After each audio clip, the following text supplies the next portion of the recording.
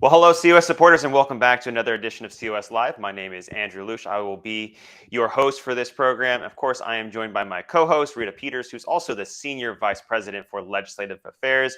Rita, it's a pleasure to be back with you. How are you doing?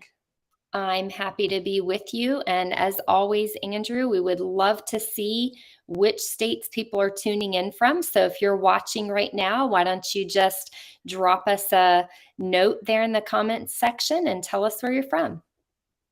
Yes, and then please also send out a share, a retweet, a rumble, wherever you're tuning in from. Help us grow the program and help tell more patriots about this amazing solution that we have within Article 5.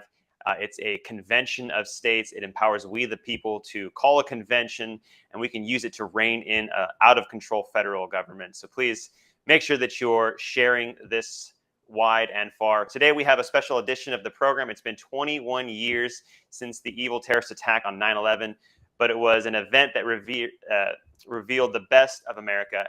Everyday heroes put their lives on the line and sometimes gave their lives to help others. There were victims, people who were permanently scarred. We want to talk to one man today who not only overcame life-threatening injuries on 9/11, but has gone on to do extraordinary things to fight for freedom in America. We have an exclusive interview with Texas State Senator, and a Convention of States champion, Brian Birdwell. But first, we're going to share with you a few minutes of this amazing video that we put together.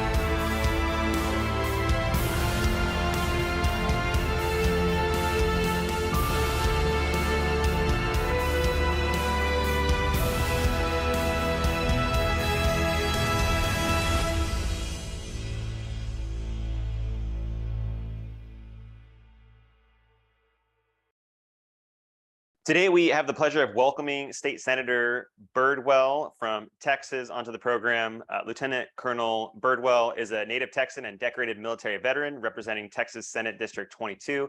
As an officer in the U.S. Army, he served a 20-year career with numerous training deployments and 2 operational deployments. In 1990, he deployed to Operation Desert Shield and Desert Storm, where he was awarded the Bronze Star. It's a privilege to have you with us, Senator Birdwell. The first thing that I'd like to jump into is this Sunday is going to mark the 21st anniversary of September 11th.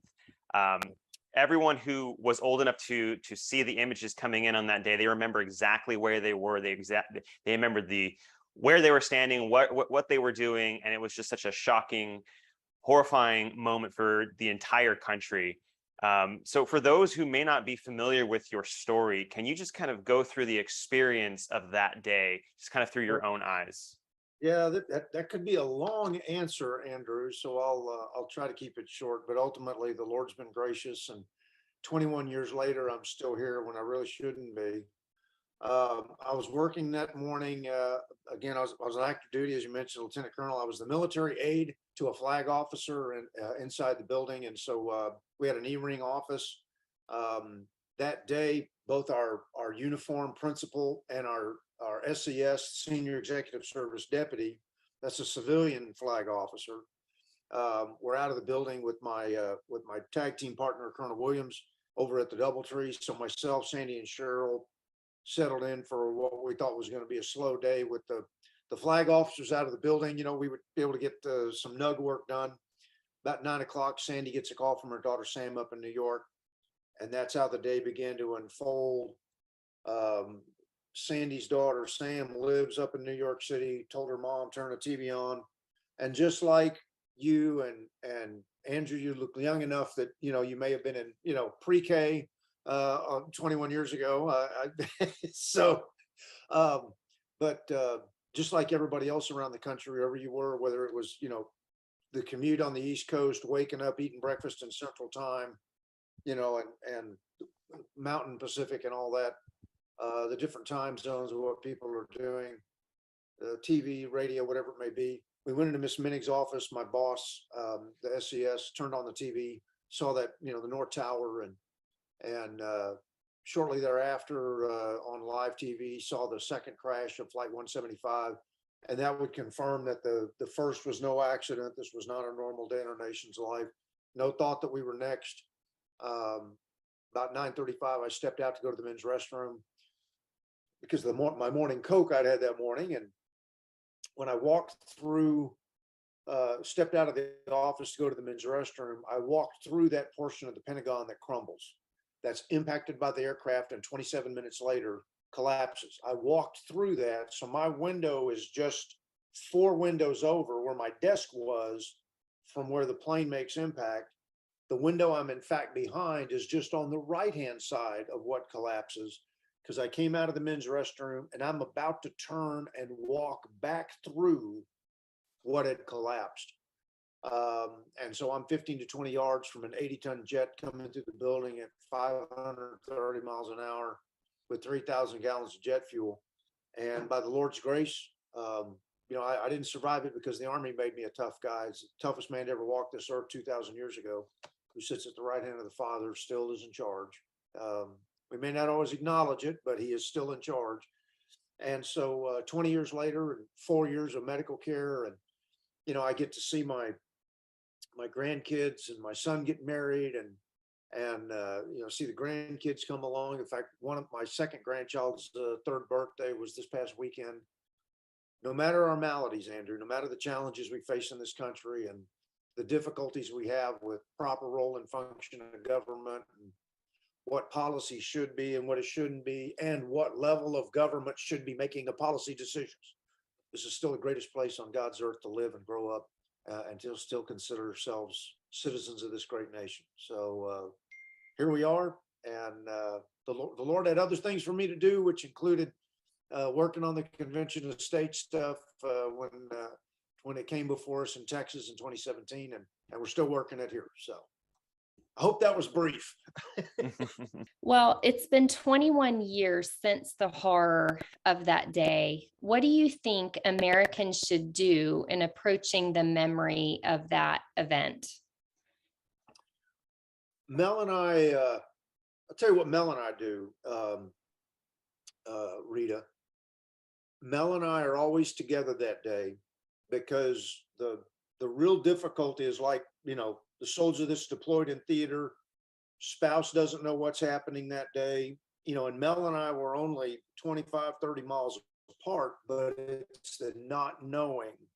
So all those families in New York, the families that don't know, exactly which flight their loved one's on that crashes into Pennsylvania, Flight 93, the numbers of people in the building, the numbers of people on the aircraft. So Mel and I are always together that day to honor the Lord's grace in allowing me the opportunity to continue to stay here on earth. The other thing that we do is we put a large American flag out. We've got a 17-foot flagpole out in front of our house, and we normally have a 3x5, but on September 11th, July 4th, Memorial Day, and Veterans Day, we put out a 6x10 American flag, and we put it at half mast, just to remember. It's not just remembering the lives lost that day. It's remembering that our nation is hated by certain entities and elements around this world that believe in evil and do not believe in the right of self-governance and representative republic.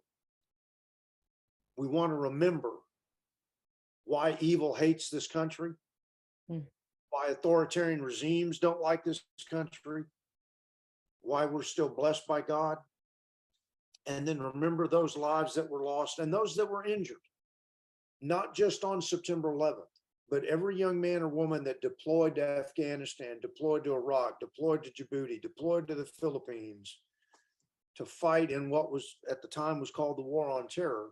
I don't hear that term very often these days now, Rita, but remember all those folks. And look, there will come a point, and let's be honest with ourselves, there will come a point that September 11th will be a lot like December 7th, in that immediately after December 7th, the intensity of that day, the 3.5, almost 4 years of our participation in World War II, but over time, the generation that lived it and fought it eventually deceases.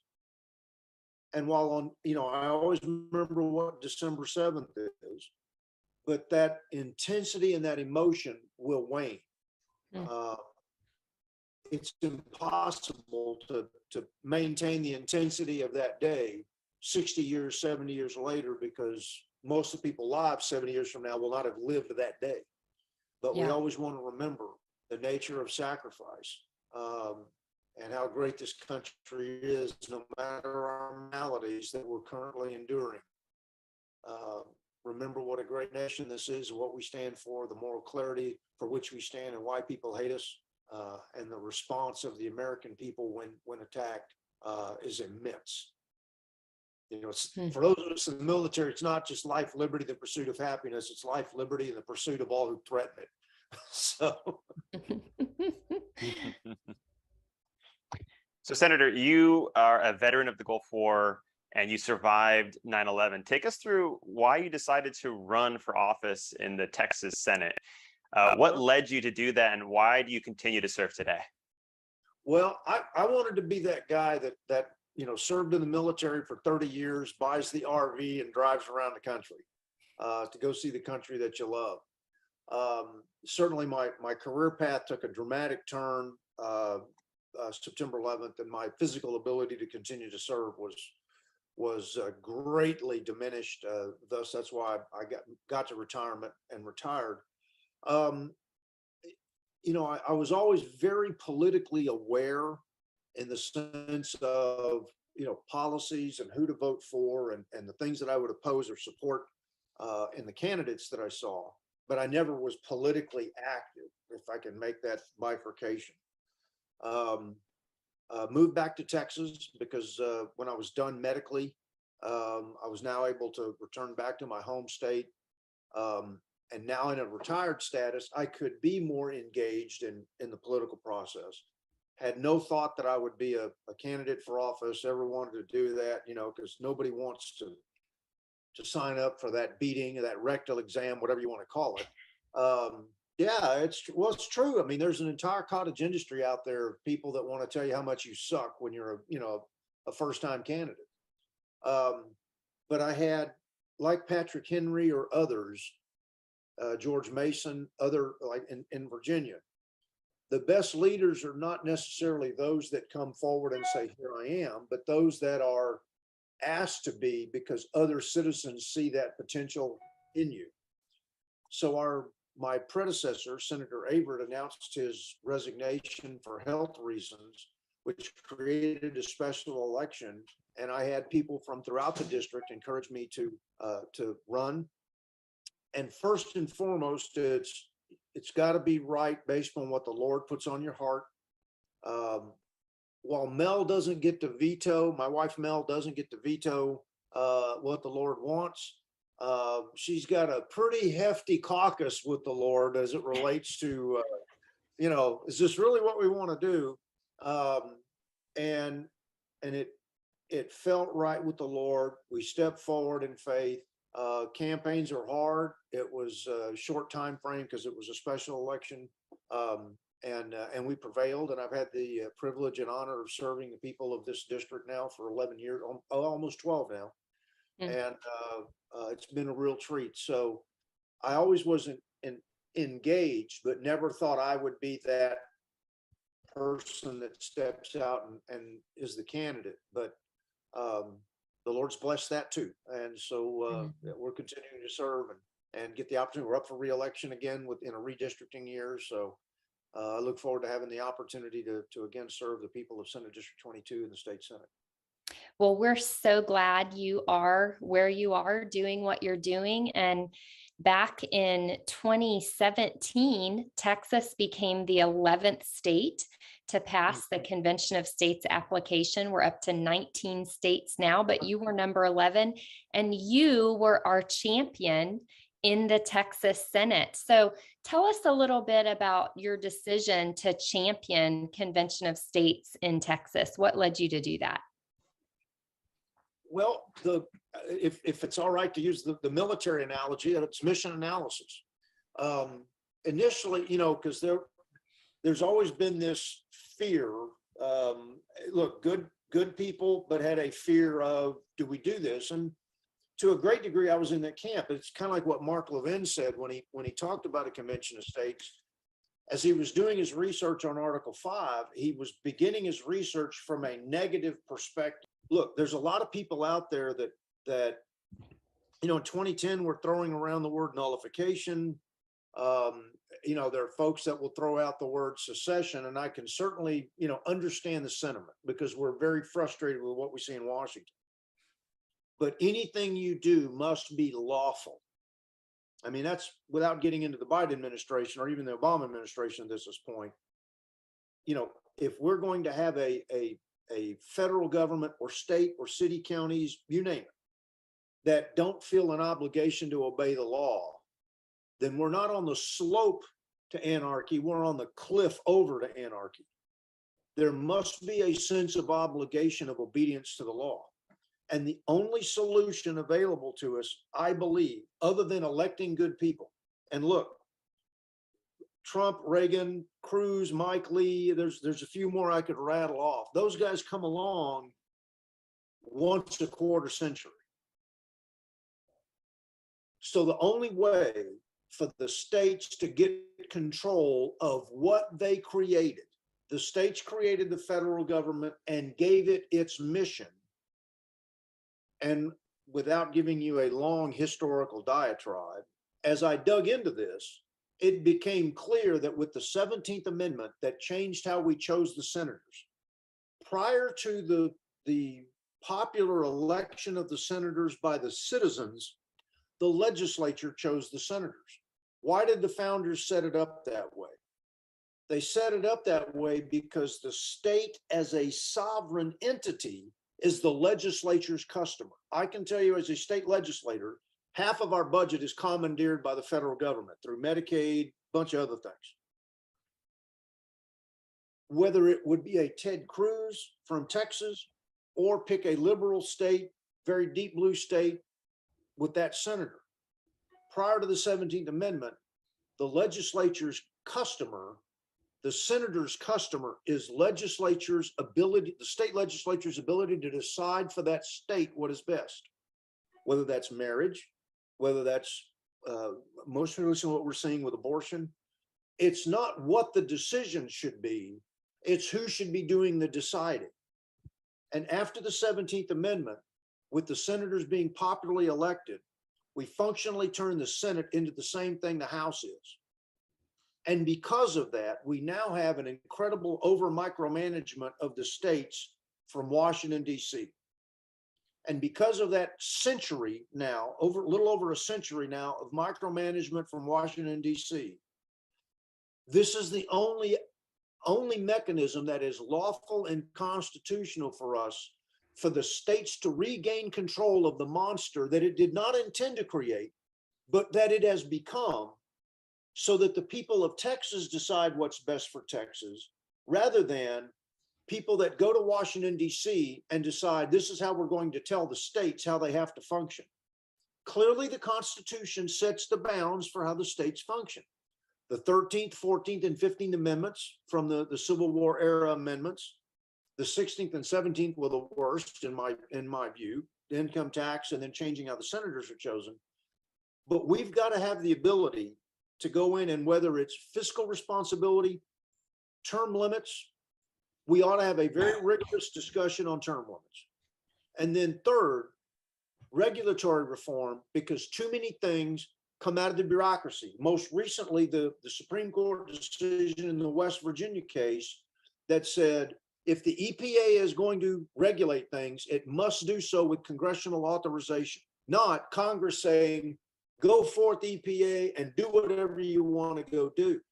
That's now we've got as people would call it, the deep state, the bureaucratic state. There is far too much decision-making power in Washington, D.C. when the states are fully capable of handling their own affairs without the constant adult supervision of Washington, D.C. Senator, right now. Yeah, I'm sorry, go ahead. Oh, I was going to say, Senator, right now, 19 states agree with exactly what you just said about reining in the federal power and allowing Texas to be Texas, California to be California, or any one of these other states. That it needs to be a reordering of how power is distributed. And ultimately, convention of states wants to get it back to what the founders envisioned. We want to put the federal government back in the constitutional box that the founding fathers intended for the federal government to be in. So, like I said, 19 states agree with you. They've passed the COS resolution. We have 15 more states that need to pass the COS resolution, and then we can get to a convention where we can start debating amendments to the Constitution that fit within the three planks of our resolution, which is term limits for elected officials, fiscal responsibility, like some type of fiscal restraint amendment, and then reining in the jurisdiction of the federal government. So you were just touching on a few different items, but what are some constitutional reforms that you'd like to see come out of a convention of states? And is there a particular amendment idea that you think should be prioritized at a convention? I think there's two things. When you mention term limits for elected officials, I don't think it's just that. It's term limits, because look, it's a double-edged sword. Be careful what you ask for. But it ought to be term limits, not just for Congress. How about for the FBI director? There are executive branch appointees that are not tethered to the president's term. Do we look at term limits there? The FBI director is one of those, particularly with most recent examples of over the last decade of FBI directors. I think there's a problem there. But so it's not just executive branch, maybe it's judicial branch, certainly the legislative branch. Now, as a legislator, I recognize the difficulty with term limits. And so that's why we ought to have a rigorous conversation. The other area that I worked we did the mock convention in Williamsburg. When was that? In 16, I think it was. Yes. It was the year before the 17 session. So it was in 16. The mock convention, the work group that I worked at, they broke us up into 3 work groups, and I worked on the regulatory reform one. I think that is the one that is most critical because it makes Congress vote on anything that's going to affect the liberties of citizens from the regulatory state. You know, the pond in my backyard that's declared a wetland. You know, some type of accountability that makes Congress, because, and look, there are good people serving in Congress, but it makes Congress take a yes or no vote on something rather than saying it's their fault. And then the bureaucracy, if you look at what President Trump tried to do at the end of his presidency, his term, his first term, if I may speak boldly for a moment, at the end of his first term, was trying to get some reforms to the federal bureaucracy where you can fire people. You know, look, I don't want people to get fired simply because they vote a certain way. You know, in all my years in the military, I was voting Republican. But, you know, I don't want to be kicked out of the military because I'm voting Republican. But you've got way too much authority in the bureaucracy that they can basically tell the president no, and the president can't fire them. And so if the American people elect a president to impose their will upon that bureaucracy, and Congress has put so many protections in place of the bureaucracy that even with a Republican president, he's already hindered because the institutional inertia of the federal bureaucracy is to go the liberal direction with more and more regulatory items. So one of the things that we put in there was that Congress, the regulatory state may write rules, but if you don't approve it in 180 days, it's inactive. It doesn't go into effect. Right now, we've got the problem we have with regulatory agencies is, you know, with normal law, Congress passes a bill, the president can veto or sign it, and if he vetoes it, the Congress can then override it, meaning that the legislative branch is the bread in the sandwich and the president is in between. Right now, with the regulatory state as it is, the executive branch writes a rule. Congress could say, nope, you're not going to do that, although it takes an immense number of people to voting wise to do that. And then if the Congress acts, the president could override it with a veto. So the sandwich is now the Congress in between the executive branch, meaning I don't want to say bureaucrats in the sense of as a slur, but the federal employees that write the rules, and then the president's at the other end. So the executive has got the legislative branch sandwiched rather than the legislature sandwiching the president. Remember what Madison said in Federalist 58. The legislative branch must necessarily predominate because it is the most directly elected and representative of the people. And so we've got to get back to where the legislative branch is deciding what affects the people of the state of Texas, the state of Missouri. That's what we've got to get back to. And that's the one that I was most passionate about, because right now, the president of the United States is threatening, and look, the word education is nowhere in the US Constitution, but we've got a Department of Education that is telling the states that if you don't let little Janie go into the gymnasium shower, locker room of little Joni, because, he thinks he's little, I mean, okay, we'll lose our lunch money funding if we don't, I mean, that's what Obama did. Trump stopped it. Now we're back at it again. And the 13 original states and none of the other 37 that joined the union after the original 13 would have ever ratified the US Constitution if that's what we thought federal power was supposed to look like. Okay, yeah. I know it's a rant, but that's why you asked the question. Term limits and fiduciary items are absolutely important. But I think that third one, that was why I was in that work group, the regulatory reform, because we've got too many people that have never been on the ballot deciding what the states are going to have to do. I think you're right on. We don't mind that rant at all.